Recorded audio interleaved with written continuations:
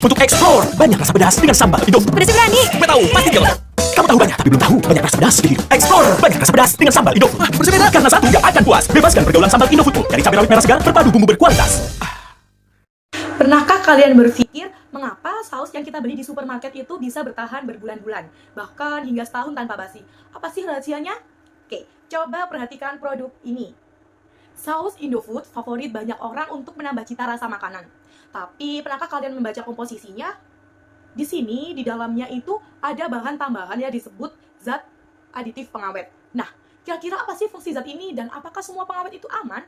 Dan bagaimana cara kerjanya dalam makanan kita? Yuk, kita pelajari lebih lanjut tentang zat aditif pengawet dan bagaimana pengaruhnya terhadap makanan serta kesehatan kita. Oke, sebelum mempelajari materi lebih lanjut, perkenalkan, saya Zilvianita Septiara dengan akhiran NIM 052 dari kelas PIC 2023. Oke, di sini kita akan mempelajari zat aditif pada pengawet makanan. Oke, sebelum lanjut, apa sih pengertian pengawet itu? Pengawet adalah zat kimia atau bahan alami yang ditambahkan ke dalam makanan, minuman, atau produk lainnya untuk mencegah pertumbuhan mikroorganisme pada makanan, seperti ada bakteri dan jamur yang dapat menyebabkan pembusukan dan kerusakan. Pengawet ini bertujuan untuk memperpanjang masa simpan suatu produk atau makanan dan menjaga kualitasnya agar tetap baik. Untuk jenis-jenisnya, pengawet itu dibagi menjadi dua. Oke, tadi setelah kita mempelajari apa itu pengawet, di sini ada dua jenis-jenis pengawet, yaitu yang pertama ada pengawet alami, contohnya garam, gula, cuka, madu, dan kayu manis, di mana pengawet alami ini lebih aman dan digunakan secara tradisional. Yang kedua ada pengawet sintetis, yaitu ada natrium benzoat, asam sorbat, BHA, BHT, dan natrium nitrit.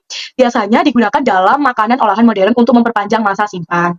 Oke, di sini ada batas aman atau batas maksimumnya bahan pengawet sintetis pada tubuh di mana per kilogram berat badan kita. Yang pertama itu ada natrium dan kalium benzoat yang termasuk dalam kelas antimikroba di mana batas maksimumnya ada 200 ppm atau setara dengan 0,2 gram per kilo berat badan kita. Di mana contoh produknya ada acar, margarin, keju. Dan yang terakhir itu ada BHA dan BHT di mana termasuk dalam kelas antioksidan, batas maksimumnya 100 ppm untuk produk daging atau 0,1 gram per kilo berat badan dan 50 ppm untuk sereal dan kentang, di mana 0,05 gram untuk sereal dan kentang. Untuk contoh produknya yaitu sereal, snack, dan produk kentang. Oke, untuk perbandingan pengawet alami dan sintetis nih.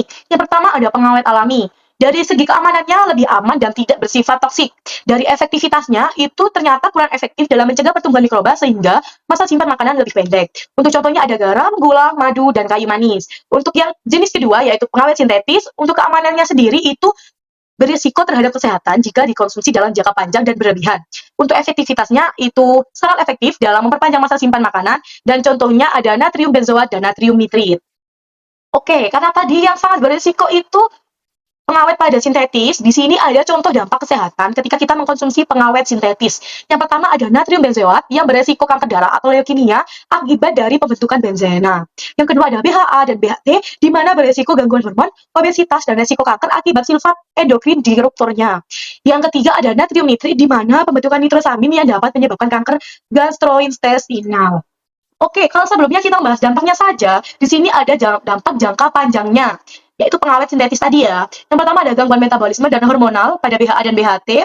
Yang kedua ada resiko kanker pada natrium benzoat. Yang ketiga ada natrium nitrit dalam daging olahan. Dan yang keempat ada alergi dan reaksi hipersensitif pada asam sorbat. Baik, untuk regulasi dan pengawasannya, yang pertama ada dari Indonesia sendiri yaitu BPOM, di mana BPOM itu menetapkan peraturan kepala BPOM pada nomor 36 tahun 2013 yang menetapkan batas aman penggunaan pengawet dalam makanan. Tantangannya sendiri dalam mengimplementasikan dan pengawasan produk itu pada pangan di pasar dan tradisional dan online. Untuk internasionalnya ada FDA, yaitu menetapkan standar keamanan pangan dan melakukan evaluasi toksikologi sebelum pengawet diizinkan digunakan. Oke, di sini ada solusi dari permasalahan semua yang di atas, yaitu alternatif yang dapat digunakan untuk lebih aman, yaitu pengawet alami, yang contohnya garam, gula, madu, cuka, kayu manis, dan rempah-rempah dengan sifat antimikrobanya. Lebih aman untuk kesehatan dan tidak memiliki efek karsinogenik. Untuk metode fisik yang bisa digunakan itu seperti pengeringan, pendinginan, pengalengan, dan pasteurisasi untuk memperpanjang masa simpan makanan tanpa bahan kimia tambahan. Untuk edukasi konsumennya itu pentingnya membaca label dan memilih produk makanan yang aman, di mana edukasi mengenai konsumsi yang bijak dan dampak negatif pengawet sintetis jika digunakan secara berlebihan. Oke, di sini teman-teman diingatkan sekali lagi pentingnya kita membaca lebih dulu komposisi atau takaran aman persajinya untuk berat badan kita sebelum kita mengkonsumsi makanan atau produk olahan agar lebih aman untuk ke depannya dan jangka panjangnya. Oke, di sini saya mengambil contoh saus Indofood. Pada saus ini berisi 135 mili, di mana setiap takaran sajinya adalah 12 gram. Dan pada saus Indofood ini mengandung pengawet yaitu natrium benzoat dan natrium metabisulfit, di mana yang sudah kita ketahui bahwa natrium benzoat batas maksimalnya per hari adalah 0,2 gram tiap berat badan.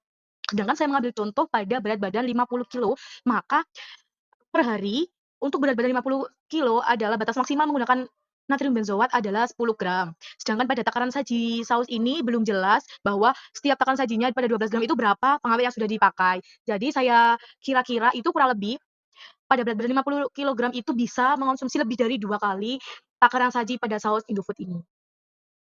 Nah, sekarang kita sudah tahu bahwa zat aditif pengawet itu punya peran penting loh dalam menjaga makanan agar tetap tahan lama. Tapi ingat, konsumsi makanan dengan pengawet juga harus bijak dan sesuai anjuran. Bacalah label pada kemasan untuk mengetahui apa yang kita konsumsi.